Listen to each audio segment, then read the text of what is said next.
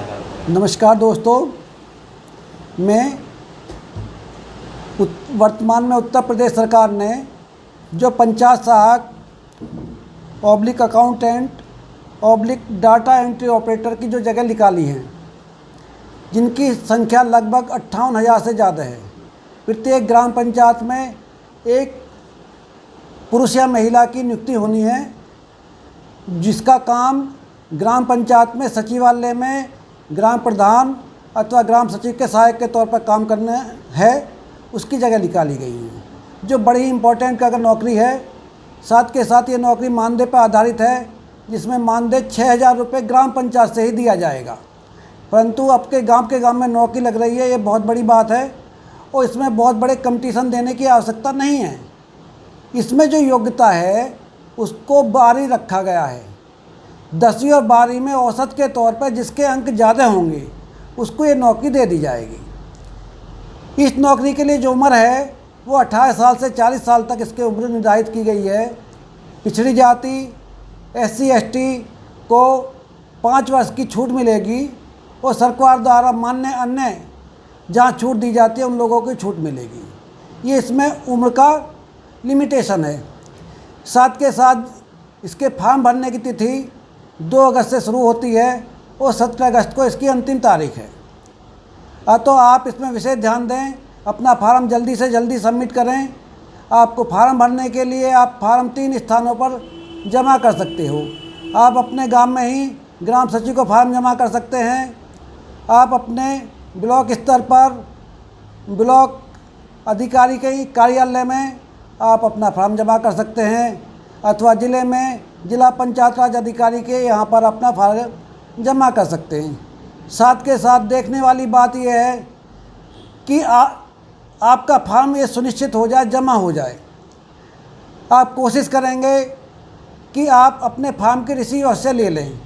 कहीं कोई किसी दबाव में, किसी मामले में, किसी चोरी या किसी अन्य की वजह से आपका फार्म सम्मिलित होने से में रुकावट ना आ सके, तो आप सुनिश्चित करेंगे कि आपका फार्म वहाँ जमा हो जाए।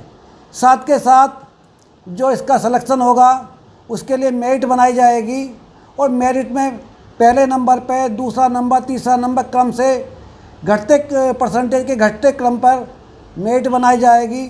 जो मेरिट बनाई जाएगी उसमें ब्लॉक स्तर से और ज़िले स्तर पर जो फार्म आएंगे वो ग्राम स्तर पर संग्रहित किए जाएंगे। ग्राम सचिव उनकी मेरिट बनाएगा। साथ के साथ जब मेरिट तैयार हो जाएगी तो गांव की प्रशासनिक समिति की बैठक बुलाई जाएगी, जिसकी अध्यक्षता ग्राम प्रधान करेंगे। जब समिति क्या करें उस लिस्ट के संस्तुति कर देगी तो जिले स्तर पर वो लिस्ट जाएगी और उसके बाद उस व्यक्ति की 1 साल के लिए मानदेय पर नियुक्ति होगी। इसमें जहाँ आरक्षण की बात आती है, इसमें आरक्षण जिस श्रेणी में ग्राम प्रधान का पद है उसी श्रेणी में आरक्षण होगा। अगर ग्राम प्रधान की कैटेगरी अनुसूचित जाति पुरुष अनुसूचित जाति है तो अनुसूचित जाति में होगा, पिछड़ी जाति है तो पिछड़ी जाति में होगा। साथ के साथ अगर इसमें आरक्षण महिला के लिए है तो उसमें केवल महिला ही उम्मीदवार होंगी।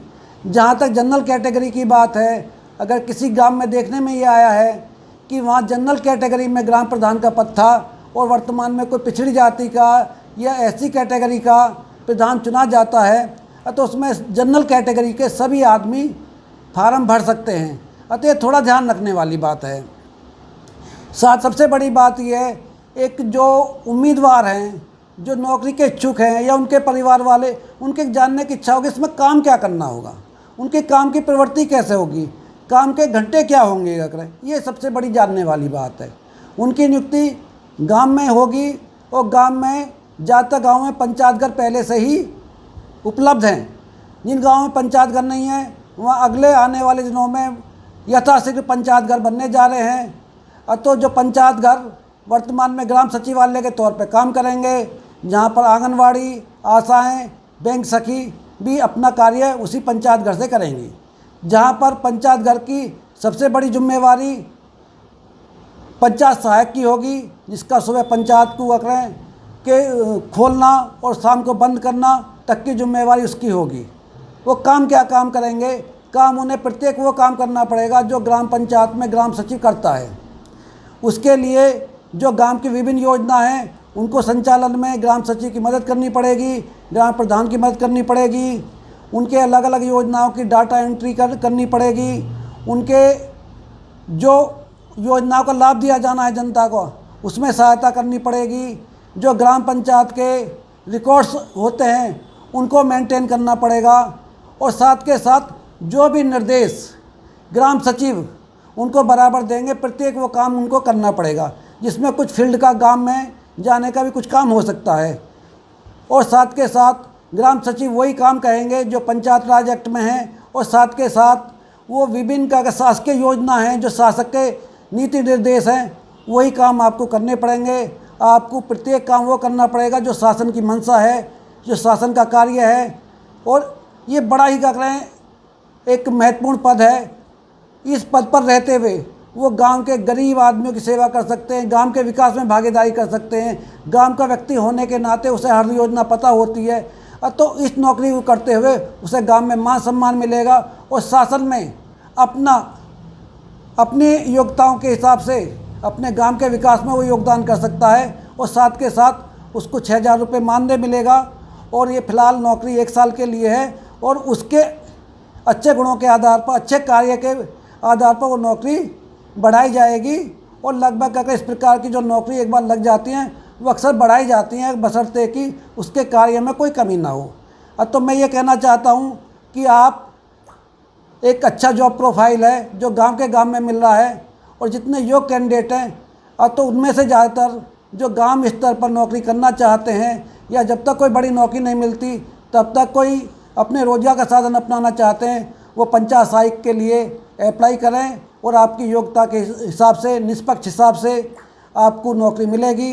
इसका जो प्रोसीजर है बड़ा ही पारदर्शी है, क्योंकि 3 स्तर पर फार्म जमा किए जा रहे हैं। तो मुझे उम्मीद है कि आप फार्म भरेंगे और साथ के साथ अपनी योग्यता के हिसाब से एक अच्छा अपना जॉब प्रोफाइल का प्राप्त करेंगे।